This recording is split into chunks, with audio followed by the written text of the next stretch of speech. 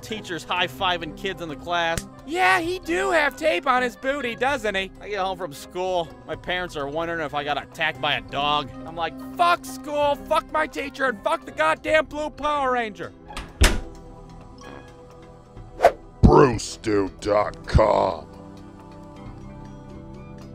I never shit myself in class, though. I wasn't that kid, at least. I mean, I did shit myself on the way to work one time when I was 24. Well, that's another story. It was out of my control. It wasn't like I was just sitting in the car and I was like, fuck, I'm late. I just have to shit in the car, I guess. I was just getting on the highway at the time.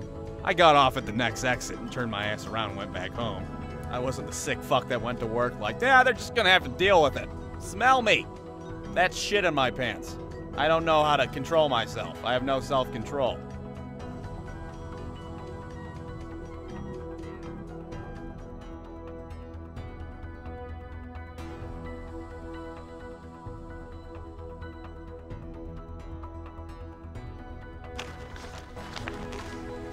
Free, free, free, free, free, free, free, free, free, free, free, free, free, free, free, free, free, free. That's right. TurboTax Free is free. Free, free, free, free. Brewstew.com. Now in Cub Scouts, if you weren't cutting shit in half with a pocket knife, you were gearing up for the Pinewood Derby race. And if you don't know what a Pinewood Derby race is, well, when you're 9 years old, they give you a block of wood, you carve a car out of it, and you raced against all your friends. All the kids would have their own car, and they'd cover them in stickers of their favorite shit that they like. Oh, I got a Pokemon car. I got Ninja Turtles. I got a sweet ass Ted Danson cruiser, you know, from Cheers, the show Cheers. No. Fuck you guys, I'm gonna win anyways. Well, this one particular year, my best friend calls me up the night before the big Pinewood Derby race, and he's like, dude, I totally forgot to make my car. And I'm like, I don't know what to tell you. I'm fucking 9 years old, dude. What do you want me to do? I'm pretty shitty with a bandsaw. Okay, my dad made mine, like everybody else. So this dude's bright idea is, he's just gonna race the block of wood. Why the hell not? Pound some wheels in there, there you go. It's technically a car if it's got wheels. And then he painted some tiger stripes all over it. Like that's gonna fucking fool anybody. He shows up on race day and we take one look at his car and we almost piss ourselves. And he's all pissed off. He's like, I'm gonna fucking show those guys. This block of wood's gonna light the track on fire. It's a big deal. It's the fucking Pinewood Derby, okay? Now the most important part for me was the trophy giveaway. Okay, because they gave a trophy out for first place, second place, and even third place. Now, I knew I wasn't going to get first or second, all right? But I thought maybe, just maybe, my Ted Danson car could pull me in third. And my car actually did pretty good. I was within striking distance of that third place trophy. All I had to do was beat my best friend. If I beat him, I got it. I got that raisin-sized trophy. I don't even care. That's the only thing I want, and I'm going to do it. I'll be damned if that fucking Tiger Block's gonna beat my ass. And speaking of which, my buddy's car did absolutely shitty. Okay, it lost every fucking race it was in. It was so damn slow, it looked like it was going back up the fucking hill. People were like, holy shit, that's gonna burn a hole through the track. So we go up there and we put our cars on the track. Everybody's quiet as hell. The tension was so thick you could cut it with a pocket knife. So our cars set off down the track, and you wouldn't believe it if I told you, but somehow, this piece of shit Tiger Block of a car got its fucking ass beat by mine. It wasn't even close. I could have raced my car upside down and still would have beat his. And you know why? Because it's a fucking block of wood. Blocks of wood make shitty race cars. So I won third place and got my microscopic trophy. Still got it to this day. Keep it up on the mantle. Let everybody know what the fuck I went through. And as for my buddy, well, since he had such a stupid block car, his mom sold him into child slavery in Nigeria, and we never seen him again. The end.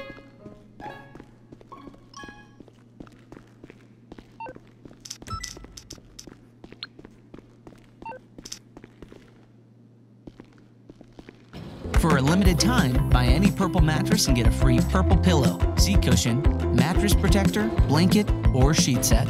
Up to a $129 value. Get yours while supplies last at Purple.com. Purple. Feel better.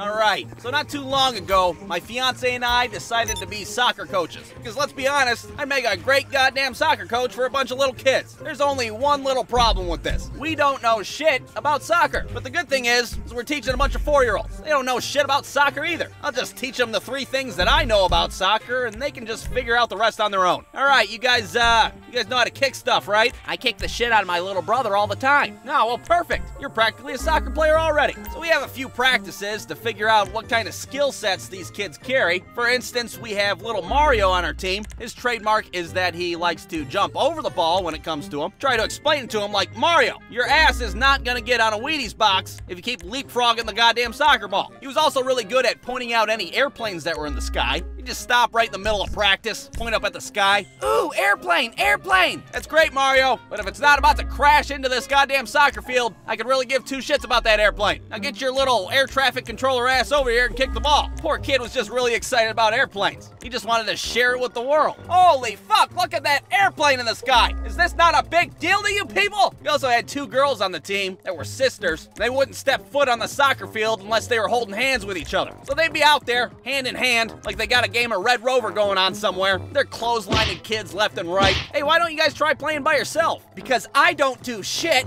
without my sister! Okay, alright, whatever. Holy hell. Take some Xanax, you psychopath. So our first game rolls around, and if you think handling 1 team of 4-year-olds is a lot to handle, try having 2 teams out there. It was pure chaos. You got kids out there doing cartwheels and shit, players kicking the ball into their own goal. God damn it, Billy! You are bastardizing the sport of soccer! Well, the parents are looking at us like, hey, asshole, what kind of circus show is this? What the hell have you been teaching our kids? They would kick the ball out of bounds, the referee would blow the whistle, they'd just totally ignore it and keep on going. Stop, wait a minute! You'd have all the kids trying to pick the ball up with their hands. And the first couple times they do it, you try to explain it to them nicely. Oh, sweetheart, you can't pick up the ball with your hands. You don't do that in soccer. But then after repeating yourself 5,000 times, you just get sick of it, and you're like, God damn it, Billy! If you pick that ball up with your hands again, I'm gonna chop them both off with a machete. She's just joking. We don't have a machete, I don't think. Ah! Now, there are only so many 4-year-olds playing soccer, so every weekend we would play against the same team. And there was one kid on that team that would pretty much score all their goals. But the thing is, he was like a foot taller than everybody else on the field. What the hell? How old is that kid out there? Somebody check his birth certificate. I'm pretty sure we graduated high school together. The kid had like stubble on his face and shit. He's out there smoking a cigarette like, all right, let's hurry this shit up. I gotta pick my kids up from daycare in a half hour. So we pretty much watched him beat the hell out of our team for the whole game. It was especially bad in the second half because by the time the 3rd quarter rolls around, nobody wants to play soccer anymore. They want to go home and do whatever kids do these days. I just want to eat fruit roll-ups and watch weird-ass Spider-Man videos on YouTube. We'd have kids laying down in the field. Billy's over there digging in his ass crack. God damn it, Billy. Your great-grandma made it out here to watch it today. Her ass has emphysema. She's only got so many days left. Think she wants to spend them watching you fiddle with your asshole all day long? I don't think so. There'd be one kid crying on the field at all times, it seemed like it was in the goddamn rule book. They'd just be sitting down, having a mental breakdown. Their parents are taking pictures of them and shit. They'd have a coach on one knee, trying to be a mini psychiatrist. What are you crying for? You're 4 years old, for Christ's sake. Wait till you're old like me and you get divorced. Then you gotta sit at home every night by yourself, eating Hungry Man TV dinners, just waiting to die. Get your ass up and play some soccer. And then out of nowhere, the referee blows the whistle and the game's over. Everybody gets some goldfish and a Pacific Cooler Capri Sun. All the coaches are all stressed out. Run out to the parking lot and slam 6 beers down while nobody's looking. All right, team, that was a good game. Billy, you scored 3 goals today, but they were all in our own net, so way to go. Mario, you pointed out 4 airplanes and 1 helicopter. That's a new FIFA world record, all right. And ladies, well, you clotheslined a kid and broke his collarbone, so that's pretty sweet too. I expect more of the same next week. Go, team, go. Brewstew.com.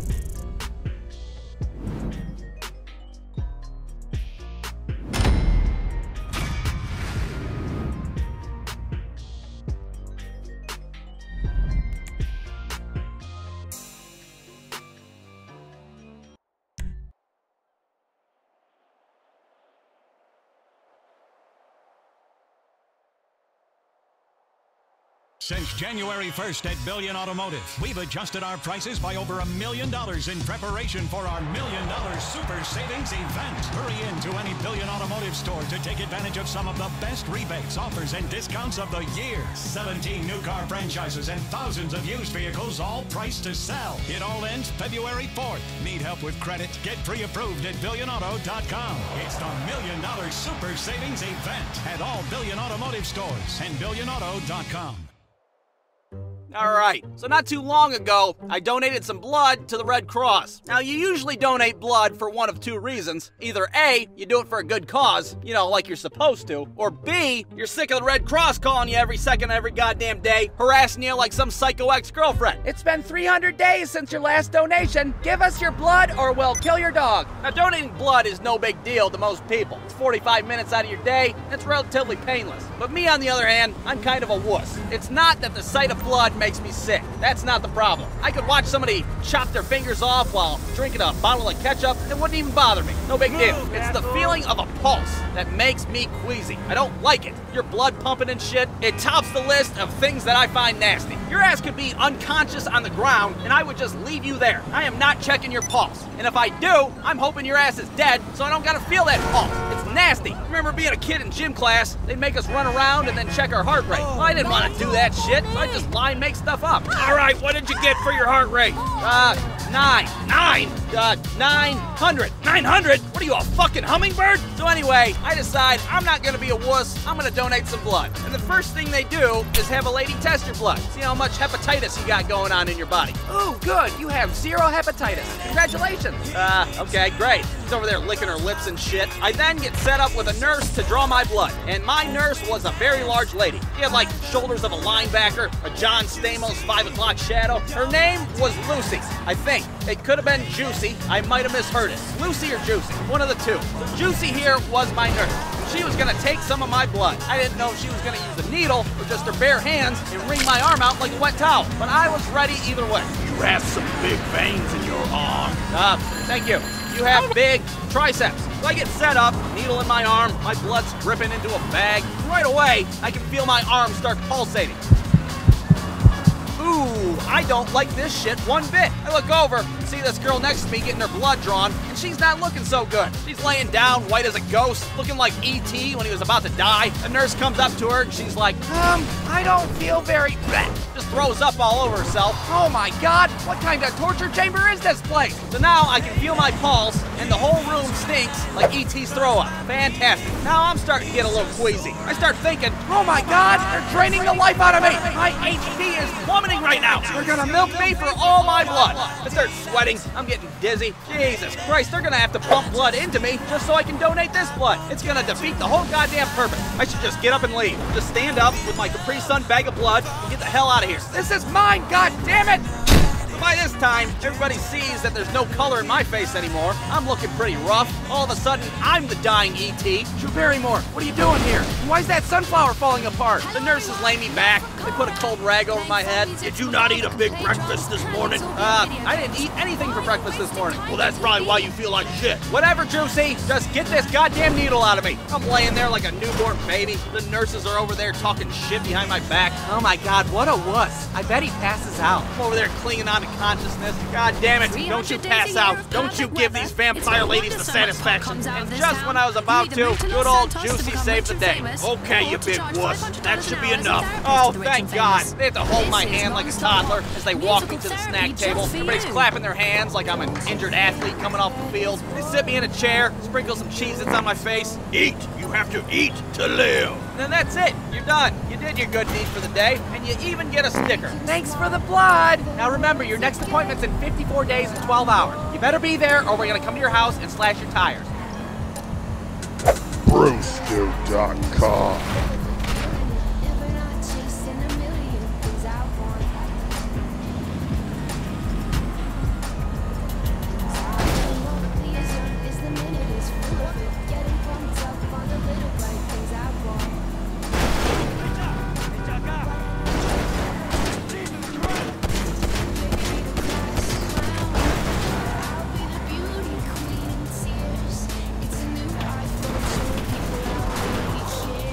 Snap your W-2 and file Fed and State for free, guaranteed.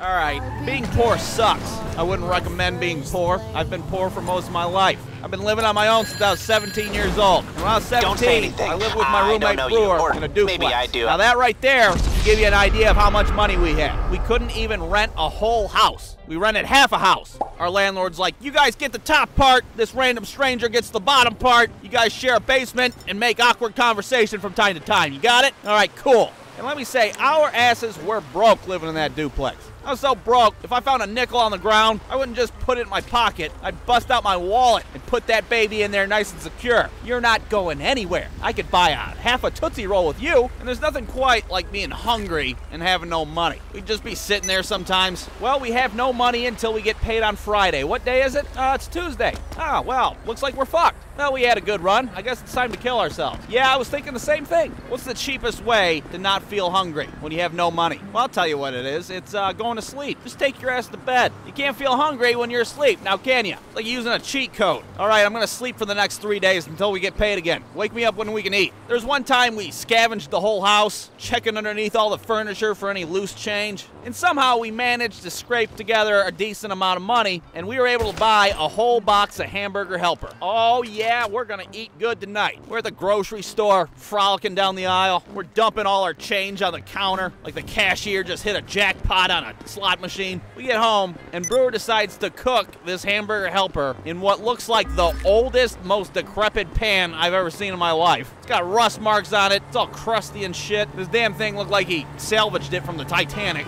He serves it up, and there's like these black speckles mixed in the food. I'm like, what is this, pepper? Did you put pepper in this? No, it wasn't pepper. Spoiler alert, it was like the metal coating on the pan that scraped off, mixed in with the food. Oh, well, that's gross. What are we supposed to do now? Well, I'll tell you what we did. We ate it anyways. Not much of a choice there now, was it? This tastes like soot and metal. Yeah, it sure does. There'd be people on Fear Factor that wouldn't even eat this shit, and we're over here getting seconds. It's really not that bad if you close your eyes and try to think of something else. And if we weren't worried about food being on the table, we definitely were worried about getting utilities shut off every month. You'd get a disconnection notice in the mail for the gas, for the electric, for goddamn utilities you didn't even know existed. You get a knock on the door. Yeah, hi, Oxygen Company. We're here to shut your shit off. Oxygen Company? What the hell? Bring in the vacuum! We had our gas shut off for a whole summer one time. No more warm showers, no more dryer. That gas oven in your kitchen, well, that just turned into extra counter space. That's what that is. We're not paying the gas bill. What are you, crazy? Most people like having a functioning oven in their kitchen, you know. Some people even see it as a necessity. But us, no, we didn't need that gas oven. We just got an electric toaster oven, put it right on top of our old oven. There we go, problem solved. Now we can make our Tostitos pizzas again. We had our water shut off for a week one time. Guess what? Now you got no working toilet. Where are you supposed to shit now, smarty pants? If you have ever had the joy of having your water shut off, then you know that you have one remaining flush in that tank on your toilet. You better make it count. So let's do some quick poop math. You can probably take like 4 shits in that thing and maybe like, I don't know, 20 pisses before things start breaking the crest of the rim. So everybody in the house rushes to go to the bathroom like it's the last helicopter out of Vietnam. Everybody get in here! We're making the most out of this last flush. Now, you can still use your toilet if you dump some water bottles in the tank. Manufacture your own flush there. One time I didn't have any water bottles, but I did have an old 2-liter of flat Mountain Dew sitting there in the kitchen, and I got to thinking, that'll work, right? Why wouldn't it? So there I am, dumping Mountain Dew into a toilet tank so I can poop in it. It was probably at this moment in my life where I was like, man, I should really get my life sorted out. This is not how I pictured my life to be. And while we're on this subject of pooping when you're poor, what are you supposed to wipe with when you got 3 nickels in your wallet? Because toilet paper, sure as shit, is a luxury at that point in your life. I've wiped my ass with so many different substances from not having proper toilet paper, I could write a book on it. How to poop when you're poor. What to wipe with, what to flush with. I'm talking McDonald's napkins, coffee filters. You start looking at how fluffy the cat is, thinking, you know what? It's a possibility if worse comes to worse. The cat's hiding under the couch and shit. You know something's up. You're not wiping with me, buddy. No siree. But having the water or the gas shut off, that wasn't that big of a deal to us. We can deal with that. we'll make do. But where I draw the line is the internet. We tried to pay that bill as best we could, but no matter how hard we'd try, we still got our internet shut off probably about 15 times. You'd be sitting there one day trying to log into your MySpace, and you get one of these bad boys pop up on your browser. Oh, God damn it, we don't have any internet. What is this, Pakistan? How am I supposed to switch around my MySpace top 8? I still have Tom in there, for Christ's sake. Everybody's gonna think I'm some kind of loser. I will gladly shit in some Mountain Dew, but I will be damned if I don't have any internet. BruceDew.com.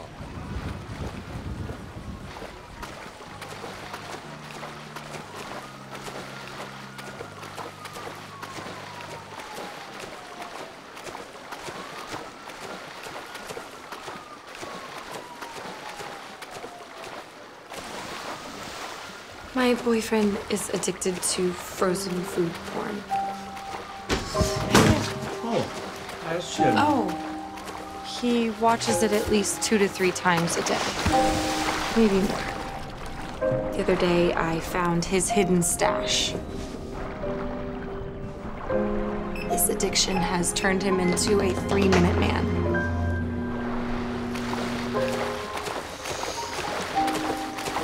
I tried to spice things up, but it didn't really work. He's doing it as much at work as he is at home.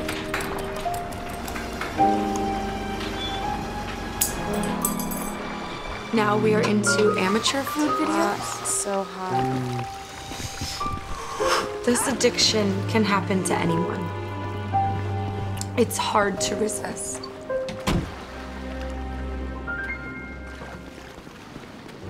All right, now, I was a pretty good kid in school. I didn't get into too much trouble, just kind of minded my own business most of the time, but I did get suspended in high school once. I was a junior, and I was in my 6th-hour class, Mrs. Stopola's Design and Color. It was a painting class that focused on design and color, I guess. Obviously, I didn't pay too much attention because here I am, drawing crap hole stick figures for the internet. I'm no Michelangelo, painting the Sistine Chapel, that's for sure. So I'm sitting there, just making a mockery of whatever project we're working on, and I'm a complete mess. I got like white paint all over my pants, like I was an odd one out of a bukkake. There was this girl sitting next to me, Kayla, and she was staring at the mess that I made on my pants. Now, I thought she was just staring at my booty, my derriere, the old caboose, if you will. So naturally, I said, Kayla, stop staring at my ass. And right when I said it, the teacher, from all the way across the goddamn room, she's like, excuse me! My head pops up. There's no way she's talking to me, right? How the hell did she hear me? What, has she got a goddamn buffalo horn held up to her head, picking up the subtlest of frequencies like a Soviet spy? What the hell? Excuse me, what did you say? I said, Kayla, stop staring at my ass. I said it proudly, like I'm not in the wrong here. It's obviously Kayla's fault. She's the pervert staring down my crack. What do you want from me? I mean, it's just the word ass. An ass can be an animal, for Christ's sake. It's a donkey. Sorry, Mrs. Stopola. Let me fix this for you. Kayla, stop staring at my donkey. There, is that better? No? Yeah, that actually sounds worse, doesn't it? Shit. Go down to the dean's office, young man. We don't use that language here. I walk out of the classroom. Everybody's looking at me like I'm Charlie Manson all of a sudden. Oh my God, he said the A word. He's the devil. So I go to the dean's office, and our dean was a guy named Mr. Haldwell. He was this bald guy that was like 5'4". I could never tell how old he was. He was like somewhere between the ages of 29 and 68, and he had the shiniest head I've ever seen on a man. Now, Mr. Haldwell was an asshole. There's no way around it. That's part of his job. He's there to be an asshole to kids because those kids were being assholes in the first place. Fair enough. And he'd call everyone baby boy when he was talking to them, which just made about everybody on the planet uncomfortable. What brings you down here, baby boy? Could you not call me that, please? Wait, don't tell me. You said ass, right? I'm like, oh, Christ, is that what I'm known for now? I'm the ass kid? What a reputation. So right off the bat, I get suspended from school for a day. But not only that, I also have to go down to the lunchroom and help clean up. So there I was. I got a goddamn hairnet on. I'm pushing a garbage can around. Whoa, why is Tyler dressed up like a lesbian? I don't know, that's weird. Are you finished with your tater tots? Allow me. I have a foul mouth, and this is my penance. Now, it's worth noting that this suspension wasn't a normal suspension. It was a little bit worse. I didn't get to stay home at school the next day and watch Young and the Restless with my mom on TV. No, instead I had to go to a church that was down the street from my school and sit in the basement all day with a police officer. And it wasn't just me. There were a bunch of other derelicts there. Just a bunch of psychopaths all crammed into a room. They all got like dirt mustaches and eye patches and shit. They make you sit there all day, and they force you to do these behavioral worksheets. They ask you pretty simple questions like, little Timmy is being bullied in class. What should little Timmy do about that? A, tell the teacher, or B, set the coat room on fire. And I got this weird kid the whole time sitting next to me trying to talk to me. Hey you! I never seen you here before. What did you do? I told somebody to stop staring at my donkey. My ass. What about you? Oh, I just filled my locker with a bunch of dead puppies. Anyways, hey, what did you get for question number 1? I was thinking it's A, but all these voices in my head keep telling me it's B. I'm like, you know what? I don't need to make any friends here. I have enough friends in life. I'm gonna stop talking to people. So I sat there and did my worksheet, and I turned it in. And you know what they did? They gave me another one. Holy hell, how many of these do I gotta do? Enough to fix your brain! Okay, well, I think I got a pretty normal brain, all right? I'm not like Jeffrey Dahmer over here, starting a puppy holocaust in his locker. This was one of the longest goddamn days of my life. I just sat there all day, stared at the clock, listening to the psycho stick next to me mumble to himself. Even the cop over there is uncomfortable. He's got like his gun out on the desk, just so everybody can see it. Finally, it's 3:15. We're allowed to leave. I'm overjoyed. Oh, yeah, we get to leave? I don't have to talk to a parole officer or anything? I'm out of here? Oh, sweet! I show up to my art class the next day, and I am on my best behavior. I'm not going back to jail, goddammit. I'm over there talking like an English gentleman from here on out. I beg your pardon, Kayla, but if you could avert your eyes from the crevice of my rump, I would just be overjoyous for your patronage. What are you talking about? It means I'd appreciate it if you'd stop staring at my ass crack, okay? Excuse me! Oh, god damn it! BruceDude.com.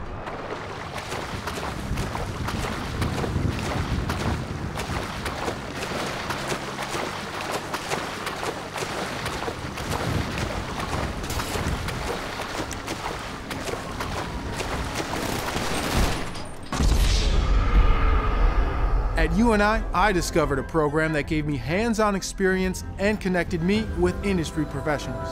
UNI helped me discover my passion of telling important community-driven stories. Discover where you belong at the University of Northern Iowa. All right, it's the last day of school before summer break. Everybody's screwing off for the last 2 hours of the school year. Your teacher's sitting there smoking a cigarette. She's pissed off. She's got to lose a paycheck for the next 3 months. Yeah, I hope you little assholes have a good vacation. Now I have to supplement my income by being a waitress at a goddamn Applebee's all summer long. You didn't care about her problems. All you cared about was freedom. Oh my God, we're gonna do so much stuff. Think about all the stuff that we're gonna do. I got a huge list of stuff and things that we're gonna do all summer long. And at the start of your summer vacation, it's pretty sweet. You're throwing your Vortex footballs around and drinking your Capri Suns, but then like 3 days go by, all of a sudden you're bored as hell. You did all that stuff that you had planned, and you did all the things as well. Now you don't know what to do with yourself. You're just standing there in your front yard, staring at each other. The hot-ass summer sun's burning your pale skin. Jesus Christ, Michael, I am so sick of looking at your stupid fucking face, you know that? With your dumb haircut and your stupid Scottie Pippen jersey. We done played all your Nintendo games, and we broke all your wrestling action figures, so now what the hell are we supposed to do? So you get a little desperate. You start making up games to play, and they're games that aren't even really games. They're just things that you throw together, off the cuff. There's not even a point to them. Hey, you guys want to play Dodge the Cars in the busy intersection? Yeah, okay, let's do it. Games that were a little dangerous, you know, games you couldn't win, but you could sure as shit lose, that's for sure. All right, Tommy, we're gonna see how many times you can hit that beehive over there with this hockey stick. Let's see if you can break the record. The record is 0. All right, you ready? Okay, let's do it. Oh man, he's like Macaulay Culkin in My Girl. His glasses, he can't see without his glasses. Sometimes we'd go out and we'd play in the rain. That was an activity to us, something that we look forward to doing. Ah, sweet, it's raining. Let's go get our swimsuits on and see how sick we can get. I bet I can get sicker than you. You're on. David's already got his shirt off. Michael's somewhere drinking out of the gutter. Michael was a weird kid. He'd do this thing where he'd collect water in a garbage can lid and he'd just dump it all over himself. It's a waterfall. Michael, you sick animal, what are you doing? You're gonna get typhus or some shit, you backwards idiot. What the hell's the matter with you? There'd be like a tornado warning on TV. Somebody's parents would be like, Hey, you guys being careful out there? Yeah, we're being careful. Sometimes when it was raining really hard, we would play a game called Twister. No, not the game with the spinner and the dots that your uncle would try to make you play naked. Not that one. Twister, like the movie. In 1996, Bill Paxton, God rest his soul, did some of his worst acting ever. Oh no, Helen Hunt, it's an F5 tornado. I'm super scared right now. We'd all fight over what characters we were gonna be. I'm gonna be Bill Paxton. Well, shit, okay, I'm gonna be Philip Seymour Hoffman then. Well, who the hell am I supposed to be now? I don't know, Michael. I guess you're Helen Hunt, okay? Sorry, you're a girl. Go put a mop on your head or some shit. I could really give a shit. Oh, hell no, I'm not being a girl. How about I be the cow that gets sucked up by the tornado? A cow? You're